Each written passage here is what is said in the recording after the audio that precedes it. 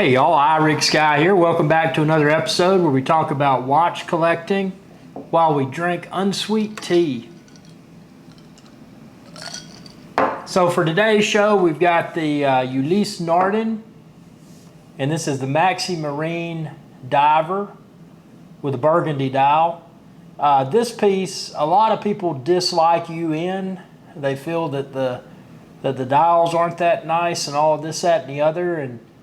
And this piece right here, whether you like UN or not, is definitely an exception. You can see it's got the burgundy dial, and in direct sunlight, it's got a quilted type look to it. So, you know, it's definitely a unique piece. Now, this is available on a rubber strap as well, but I think the stainless looks the best. So that's the stainless. It's got polished center links and then the brushed outer links. So just a very good look to it. The case design, although this is a 42, I think it's a 42.7. It's just a little bit under 43. Although it's a larger case size, definitely larger than the Submariner, for example. It wears very comfortably. It's not too big, and it's not too heavy, but it's definitely got enough weight to it to where one knows that they're wearing a very high-end Swiss watch. So the clasp, it's got a deployant style clasp. You can see it's got Ulysse Nardin engraved in it. The bracelet, although some people might think that it would be a scratch magnet with the center links, I found that it isn't. Now this also has a diver's extension. As you can see there, it's got the extension. If you're wearing a wetsuit or something, you can pop that out. Which I swim with this, but I mean, I'm just not a diver. I guess if I was, I might go diving with it. But it's just a really good, in my opinion, a really good look. And the burgundy dial is definitely something different, something you're probably not going to see from a lot of other popular Swiss watch manufacturers. And the bracelet, I'd like to, and again, this is a follow-up review. I've had this for probably 5, 6, 7 years. But the bracelet, I would go as far as to say it's kind of a middle ground between a Rolex bracelet and an Omega bracelet. I like the comfort of it is great. It's very well made. I would say that it's better than the Omega bracelet. Well, I don't know. I guess the thing I would say, I still think Omega makes a better bracelet than Rolex. Although Rolex's new bracelets are very nice. I think this is kind of in the middle. It's kind of I would like to call it kind of a hybrid between a Rolex bracelet and an Omega bracelet. It's very comfortable, very well made, very solid feel to it, and it looks nice. And again, even with those polished center links, it shows scratches, but it's not like some other manufacturers that have polished stainless steel that gets all scratched up and looks horrible. I think this looks really good. The lume on this thing is absolutely incredible, and I'm going to bring this closer here so you can see the dial. So, I mean, the lume, those markers are loomed super well. I don't know if you noticed at the 6 o'clock position, but the date, there's no cyclops. So the date is magnified with well, there is a cyclops, but it's inside of the sapphire, so it doesn't stick up. See, the sapphire is smooth, it's flat, so it doesn't have a cyclops. So that's something they've done better than Rolex. You know, Rolex, most of the, well, not all of the Rolex watches, but most of the Submariner, well, the Submariner dates, you know, they've typically got that cyclops, and that's nasty in my opinion. But at the 12 o'clock position, there's a power reserve indicator, which is pretty cool. So you got date, power reserve, and then obviously also at the 6 o'clock, you've got the small seconds. So yeah, this piece right here, if you're looking for something that's extremely well made, very nice bezel, by the way. I'll bring it closer here so you can hear the bezel. Obviously not the same bezel action as a Rolex Submariner. I think Rolex Submariner has the best bezel action and sound in the business. But I mean, this is definitely a piece. If you don't want a Rolex, if you don't want an Omega, but you want something that's built like a tank and is a fine Swiss watch, Ulysse Nardin's hard to beat. Now they're hard to find.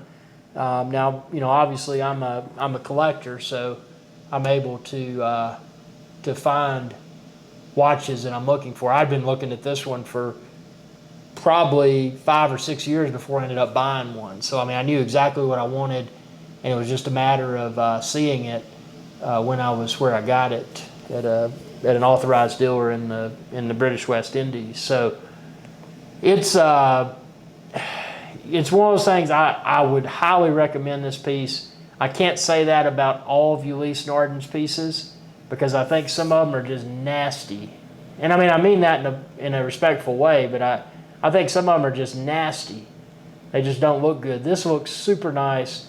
And the best part about this is that, you know, you're probably not going to see, oh, and I forgot there's anchor detail in the center link down below and above, which is pretty cool. But you're probably not going to see these on as many wrists as you do Rolex and Omega and Breitling. So, you know, if you want to be unique and still wear a very capable dive watch, Swiss dive watch that you can swim with and not have to worry about, I mean, this thing is great. Now, one thing to mention is that this does not have the movement.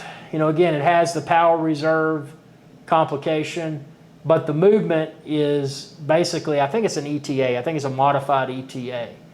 So, you know, somebody might say, well, you know, Omega now's got in-house movements in most of their pieces. Rolex obviously has in-house movements.